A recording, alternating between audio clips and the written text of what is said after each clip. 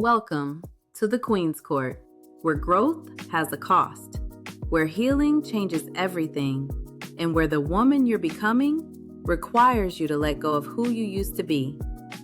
This season, we're talking about elevation, choosing yourself, outgrowing what no longer fits, and moving like you've already decided, because you're not her anymore. This is the Queen's Court.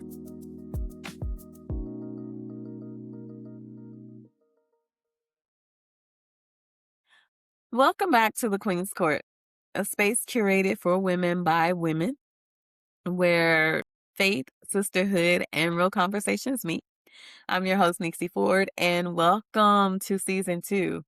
First, I would like to say happy Memorial Day weekend to you all. I hope you're getting some much needed rest, relaxation, and you're resetting. But most importantly, that you're spending time with the people who you love. I tell my team every Friday before we leave, I always send it in a team chat to rest, relax, and reset. Because if you have a job that is mentally draining, I promise mental fatigue is worse than physical fatigue. I don't care what anybody says, but I always encourage them to definitely rest, relax, and reset. I had planned to start this new season about 3 weeks ago, but I had to do just the very thing that I was hoping you guys did, which is rest, relax, and reset because a sister was tired. Do you hear me? I was tired. I couldn't even see straight. It was a lot going on, and I just needed to really take a moment to rest. And I'm glad that I did because this is a new season of the podcast. It's a new chapter personally, and for me, a completely different mindset. So if you rode with me season 1, then you already know we spent a lot of time talking about healing, letting go, and recognizing when certain things in our lives just weren't working anymore. This season is going to be a little different. And not because those things aren't important, but because eventually you reach a point where you have to start making decisions that reflect everything that you're saying that you've learned. And that's exactly or really where this season is or what this season is about. I've been calling it the E3 season, which is the elevation era. And the more I thought about the word elevation, the more I realized people really love the idea of growth until growth starts requiring something from them. Everybody wants more out of life, and it doesn't matter what it is, whether it's more peace, more money, more opportunities, more fulfillment, but none of these things are free. Elevation has and has always had a cost attached to it. A lot of the time, when people hear the word elevation, they think about individuals and their specific skills or their specific talents. It has less to do with any of those things and more to do with whether or not you're willing to confront those things that keep getting in your way. So whether they're habits, fears, excuses, or distractions, like it's more about, are you willing to confront these things? Sometimes what's standing between where you are and where you say that you want to be is just consistency. You'll hear people say all the time when talking about like their strengths and weaknesses, they'll give procrastination as one of their weaknesses. And they'll say, well, I procrastinate all the time or I'm a procrastinator. But what I learned a few weeks ago is that procrastination is just fear in disguise. How old was you when you learned that? Like right now? Right. But I believe it because it sounds about right. Another thing that we always hear people say is that they're waiting for the right time. Well, when's the right time? Because people say, I hear all the time, like there's no time like the present. But if you're saying that you're waiting on the right time, that may be never because time just keeps moving and it waits for no one. The other thing is sometimes the thing that's standing in your way isn't another person either. It's you because we will delay the very thing that we know that we already need to do. We'll keep putting it off and keep putting it off. We'll keep making excuses. So we're the reason. Like it's nobody else, it's us. And that's what this season is is going to focus heavily on is the choices. So it'll focus on the decisions that we avoid, the things that we keep postponing, the ways that we attach to versions of ourselves still that we've already outgrown. We're going to talk about boundaries. And I just recently finished a really good book on boundaries titled Set Boundaries, Find Peace. But we'll talk about that. We'll also talk about standards and confidence, sisterhood, which is, again, the reason why the podcast exists. We'll talk about discipline, relationships, accountability, and just learning how to move intentionally instead of emotionally all the time.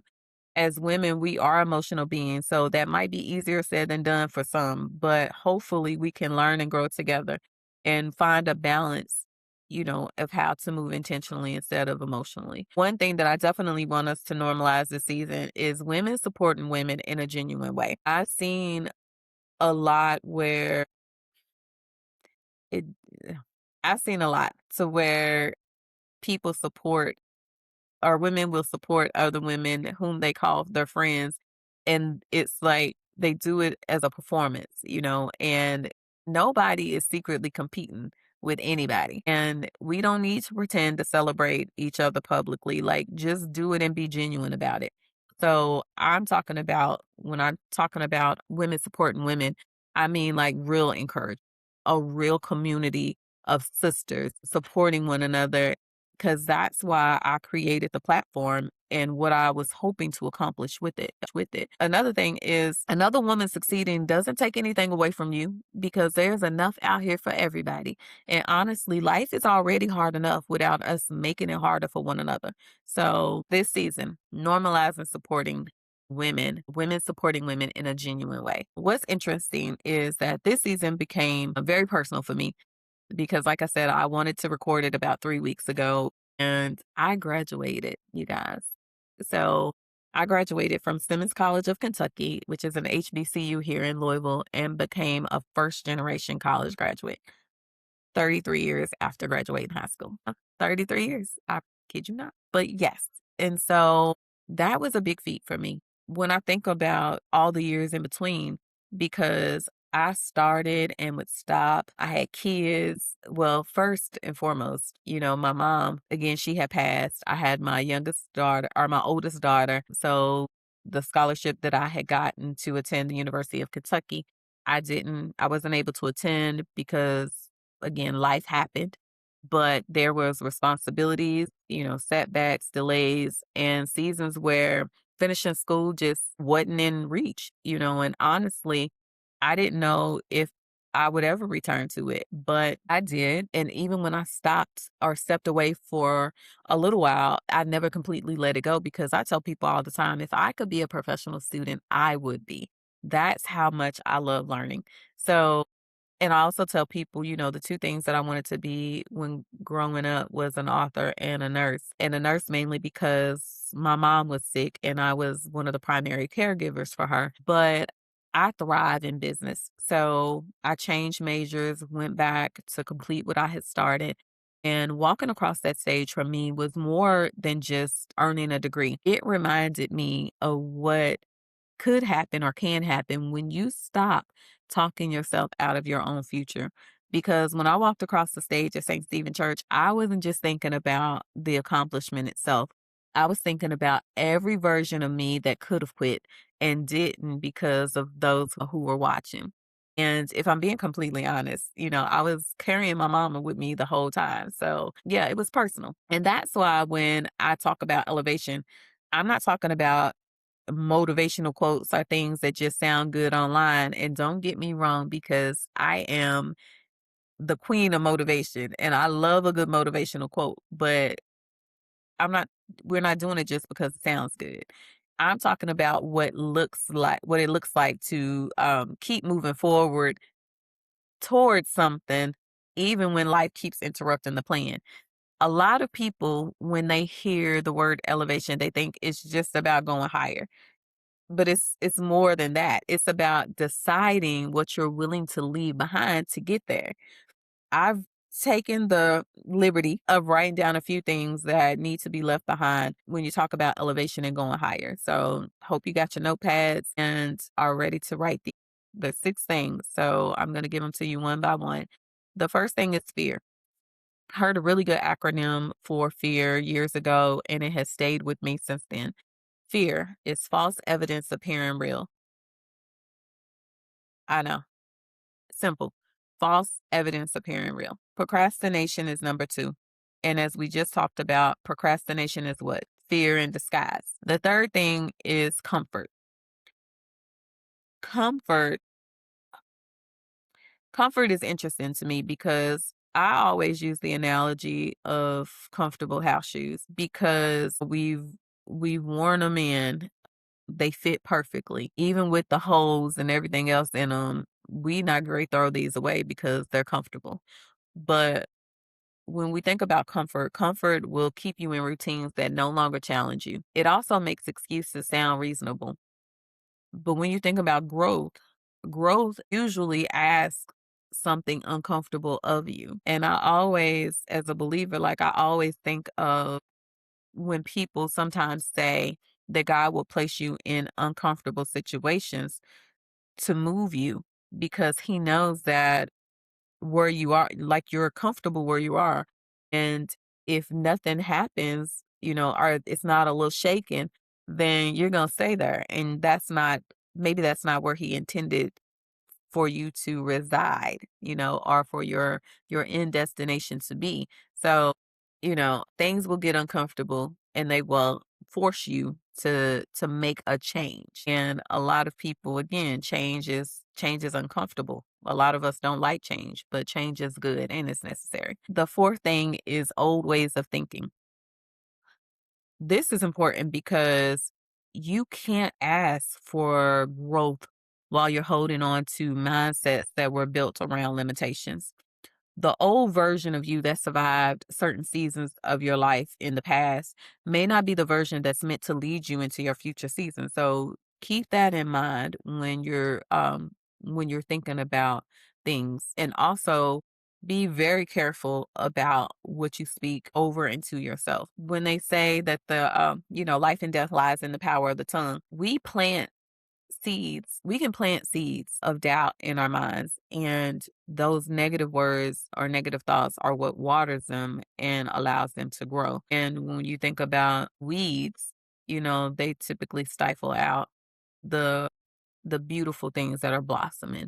So definitely make sure that we are conscious of our thoughts. The next thing is constantly doubting yourself. Stop it. You are fully capable and you are equipped to handle whatever it is that might come your way. So constantly doubting yourself, we have to leave that behind as well. And then the last thing is waiting for the perfect time because, as we stated, there is no perfect time. Like the perfect time is now. Nike is a $1 billion corporation and they have a simple 3-word slogan, which is just do it. So we're going to be like Nike and just do it and we're going to do it now because again, we waiting on the perfect time and that may never come. So the perfect time is now. And what are we going to do? Just do it. Right. So those are the 6 things that we're going to leave behind in order to elevate. Again, 1 is going to be fear. 2 is procrastination. 3 is comfort. 4 is old ways of thinking. 5 is constantly doubting yourself. And then 6 is waiting on the perfect time. Everybody wants the next level, but nobody really wants to talk about what it costs to stay there. And that's exactly what we're going to get into this season. Real conversations, honest conversations, conversations that challenge us to stop settling into patterns that no longer fit the life that we say that we want.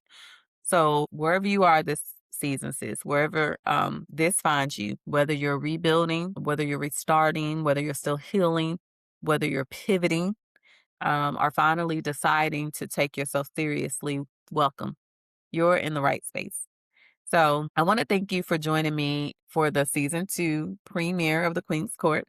I hope today's, I felt like a preacher. I should have gave this in the beginning of the sermon. I ain't going to keep you, or in the beginning of the episode. I ain't going to keep you long, but I am going to keep you long enough because that's how I feel right now. But I hope today's conversation gave you something to think about, reflect on, and maybe even move on. So last thing I want to say is just keep elevating, Queen. We see you.